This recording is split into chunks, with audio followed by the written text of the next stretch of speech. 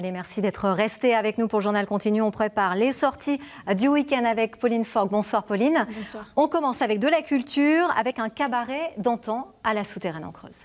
Oui, exactement. Rencontre avec une compagnie auviennoise du cirque contemporain. La Baraka a installé son chapiteau à la Souterraine en Creuse.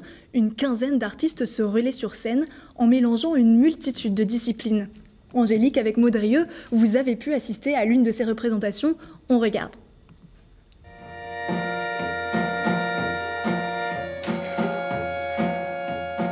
Comme une araignée qui dévore sa proie. Ce tableau étonnant mêle ruban acrobatique et danse, deux disciplines qui font rêver les plus jeunes. T'imagines, toi, pouvoir le faire? Oui. T'aurais pas peur? Non. Ça te paraît complètement fou ce qu'elle a fait, la dame, sur le tissu? Oui. Pourquoi? Parce que c'est dangereux sans tapis en dessous. Le goût du risque, ou plutôt l'art du compromis. Entre cabaret d'antan, avec orchestre sur scène, pantalons à pince et robes de dame, le spectacle est partout, multiple et convivial. Moi j'ai pensé que c'était très bien, c'était impressionnant, surtout la technique qu'ils ont utilisée. Moi j'ai trouvé ça bien. On va essayer d'allier la danse, le théâtre, la musique, toutes sortes d'images. Ça ne sera pas forcément la performance qui sera valorisée, mais les tableaux, l'essence de ce qu'on veut dire. Dans le rôle principal, ce mur tout noir, omniprésent et parfois même vivant, le théâtre de nombreuses histoires. Malgré la chute du mur de Berlin en 89, il y a de plus en plus de murs qui se construisent dans le monde. C'est encore énormément d'actualité. Du coup, c'était vraiment l'idée de le placer au centre de l'histoire pour pouvoir raconter plusieurs histoires vraiment différentes autour de ce même mur. Bientôt, la folie du cabaret Baraka s'envolera pour une tournée nationale et internationale. Et avant de parler sport, voici quelques idées de sorties sélectionnées pour vous. Regardez. Je ne veux plus regarder ce que j'aime. Dès qu'il sourit, tous mes pleurs sont perdus. Non, parce que je vais vous dire un truc qui va vachement vous étonner, mais à la base, Manuel Valls, il est de droite. Ça n'a pas l'air de vous étonner, ça.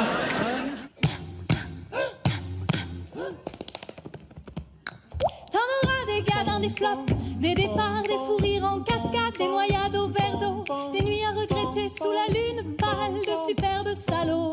Les athées partent rarement en croisade, avec une kalachnikov dans une main et un portrait de Galilée dans l'autre, pour demander aux croyants « Allez, répète après moi, la terre est ronde, dis-le ou je te tue !»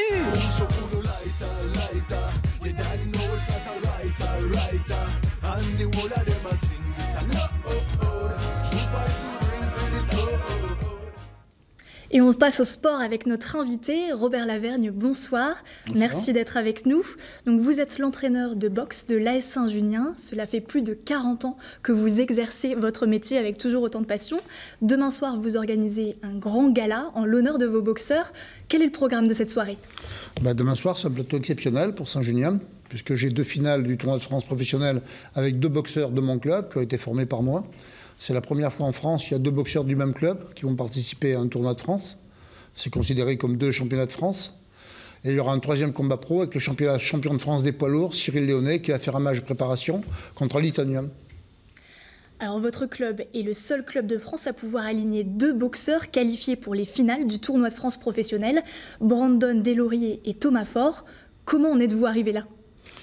Tout simplement par le travail, par la volonté. Et donc, c'est des boxeurs qui sont sérieux, qui sont là 3-4 fois par semaine. Ils connaissent bien leur métier maintenant, puisque ça fait longtemps que je les ai, depuis l'âge de 8 ans. Il y en a un qui a 27 ans, l'autre qui a 23 ans. Donc, ils ont quand même une certaine expérience. Et la boxe, c'est un sport qui est très, très dur.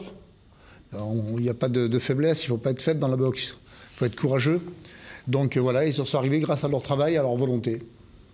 Alors on aura également Cyril Léonet présent sur le ring demain soir. Il affrontera un boxeur lituanien pour un match de préparation. Quels sont les enjeux? Ben pour lui, c'est un match de préparation, comme vous l'avez dit. Donc, il va faire un titre de champion de France le 12 janvier à Paris.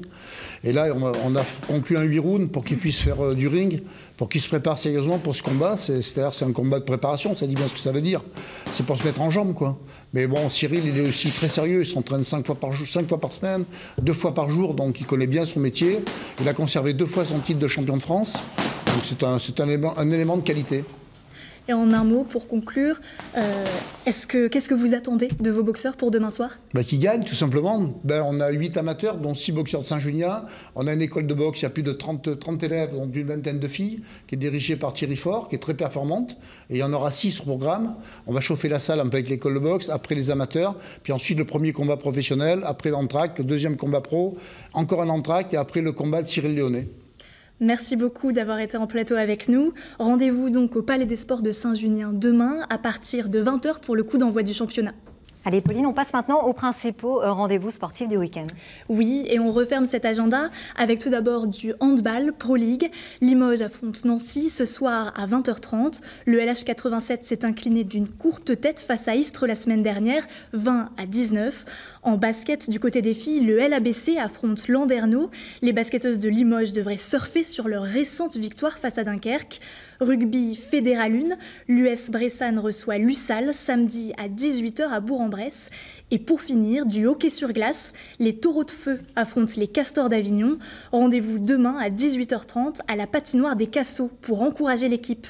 C'est tout pour ce soir, Angélique. Eh bien, merci beaucoup, Pauline. Prochain agenda culturel, sportif. Culturel et sportif, d'ailleurs, c'est vendredi prochain. On a bien noté, bien sûr, tous les rendez-vous que vous nous avez donnés. On ne pourra pas, bien sûr, aller partout, mais en tout cas, on les a notés. Merci beaucoup. À la semaine prochaine. À la semaine prochaine. À tout de suite.